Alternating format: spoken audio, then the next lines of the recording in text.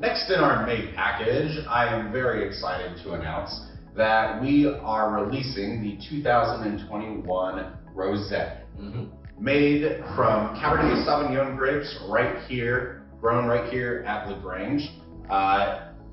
For you folks who have had our Rosé the last couple years, I'm sure you can look at this bottle and tell me right away that it looks a little bit different. So Seth, why don't you let us know what's new with this year's Rosé? At first you can tell just by the color of it, we went a little darker this year. Rosé is one of my favorite wines to approach because it doesn't have a clear defined thing. I mean, in Albarino, okay, you have fresh grapes, you crush it, you ferment it clean, it turns into a good wine. Reds, whether it's Cab Sauv or Syrah, clean grapes, process it well, put it in oak, sit there. It's the same kind of thing. The Rosé is the one you get to walk the line. Do you add oak? Do you treat it like a red? Do you do the skin contact? How often do we treat it like a white? We do cold fermentations. So you really get to play with this. There's no right or wrong way.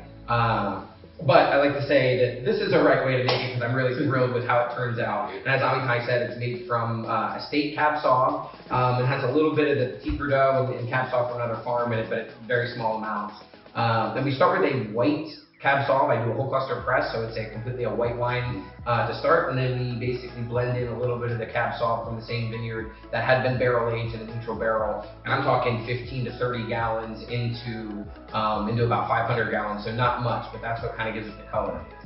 It's been by design the last few years that we kept it a little lighter.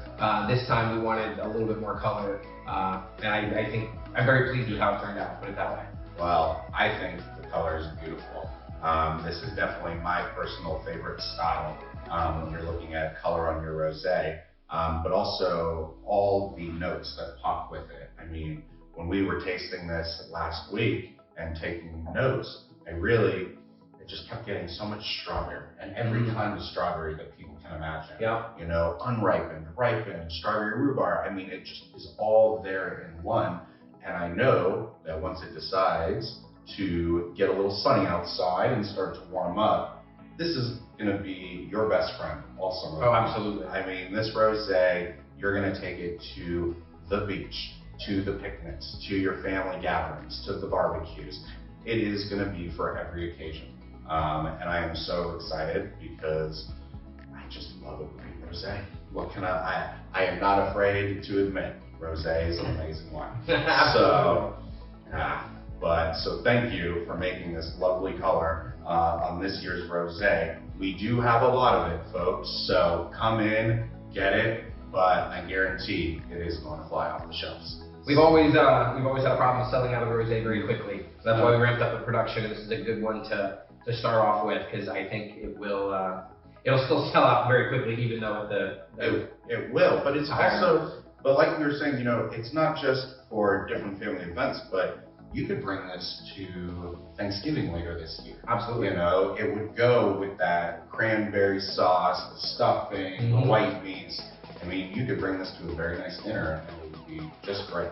So I hope everybody comes in May, tries the new Rosé, and brings more home with them when they pick up their package. Thanks, everyone. Please enjoy. Enjoy.